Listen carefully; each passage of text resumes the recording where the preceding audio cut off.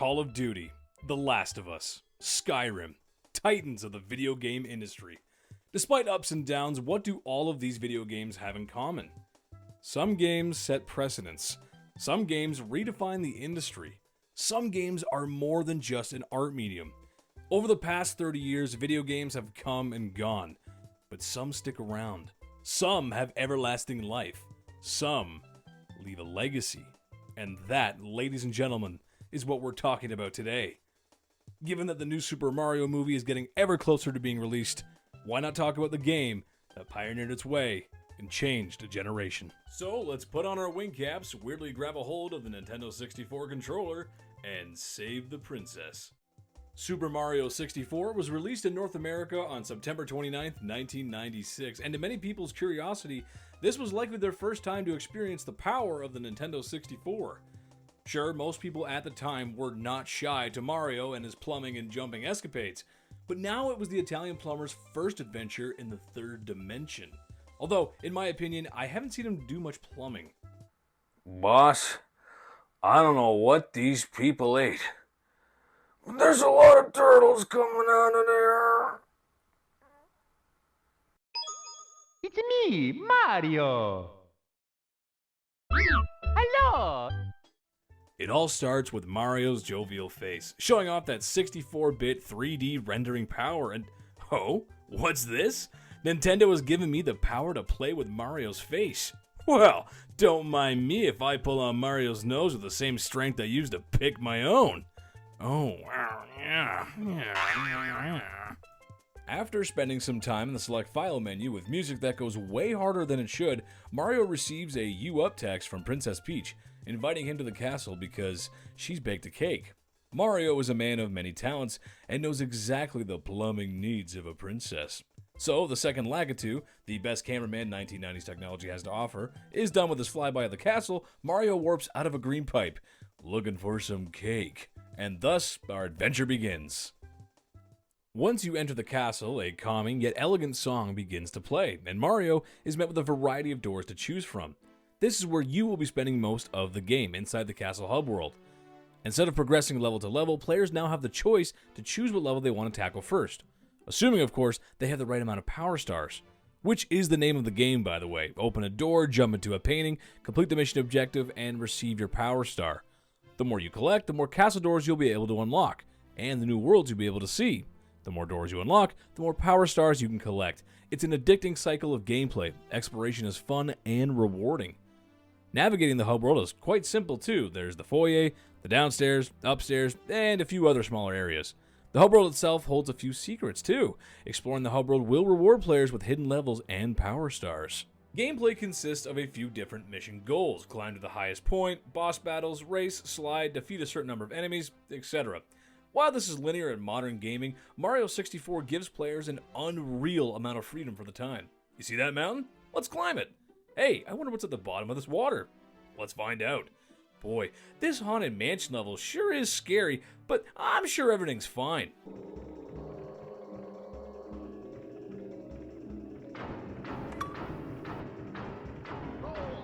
Mission objectives give you a hint in what to do, and that's it. It's your job to seek out adventure. There's no time limit, no immediate danger. Just get out there and explore. This game is so free to explore that sometimes, by mistake, I end up collecting a star, get pulled out of the level, only to realize that it was the wrong star I was looking for.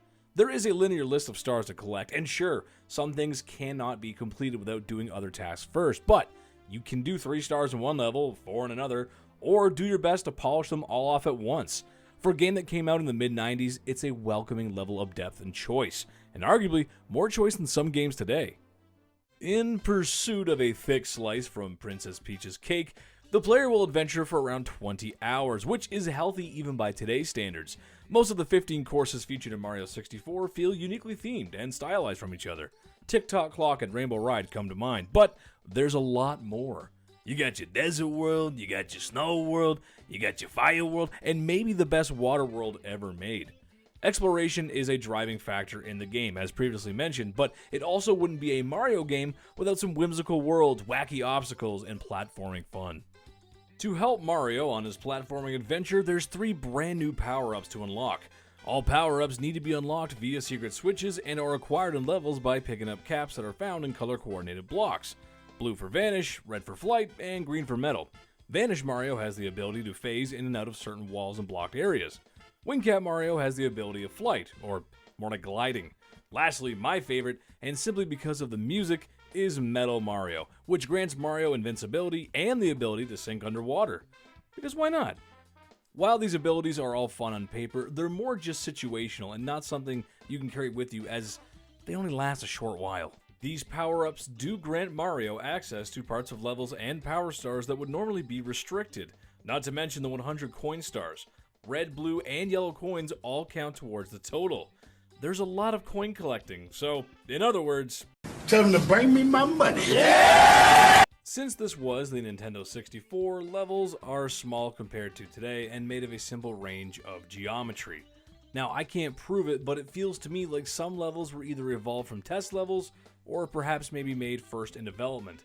Bob-omb Battlefield, for example, may be simple, but enough has been done to the landscape to convince me that we're in a field and there's a mountain. On the other hand, Lethal Lava Land and Rainbow Ride are pretty much just shapes surrounded by hazards, especially the floating castle in Rainbow Ride. Never quite looked right to me. I'm not saying these are bad levels by any means, but you can see the simple geometry wherever you go in the level.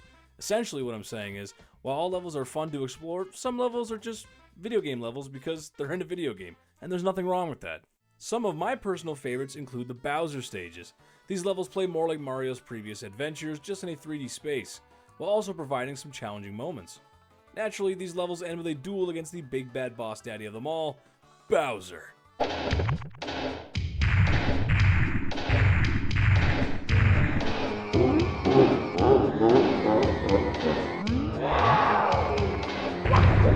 Mario deals with him the same way your dad throws out trash when your mom's not looking. Bye-bye! I've already brought up music a few times in this video, and that's for good reason. In my opinion, Mario 64 has one of the strongest game soundtracks ever made.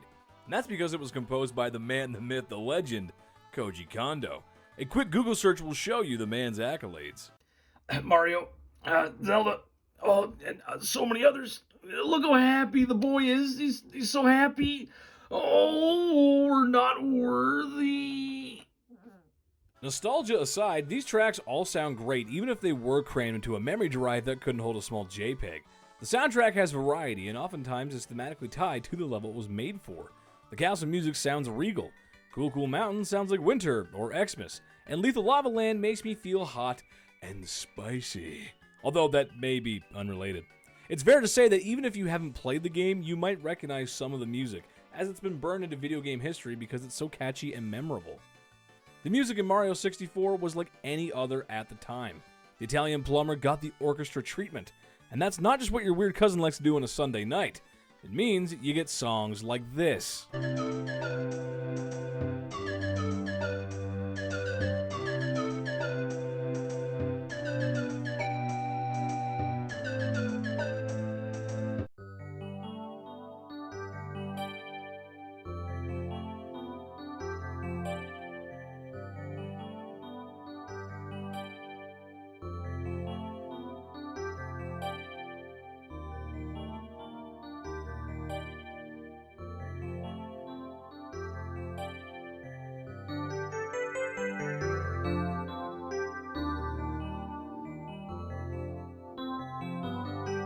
Lastly, I just wanted to touch on controls, which is arguably the one thing that holds this game together. There's tons of retro games that are still worth your time, and lots of others I would highly recommend.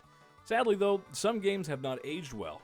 I got a lot of love for the Resident Evil series, but tank controls are meant for tanks, not the master of unlocking in my heartthrob Jill Valentine. Miyamoto himself spent most of his time on this game developing Mario's controls, and it shows.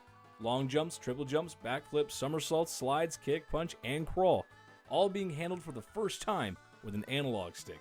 In his first 3D adventure, Mario tilts into his sprints. It's why I think today this game still holds up.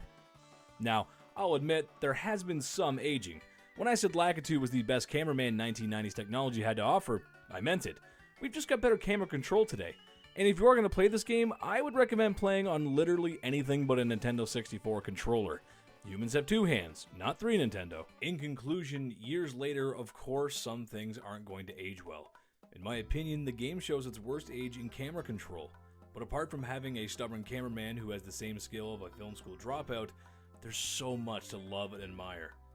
Sure, there's also some cheese in certain jumps and timing and specialized movement like swimming and flying, but that's given life to the speedrunning community, which is a beast all on its own. Some people really are good at this game.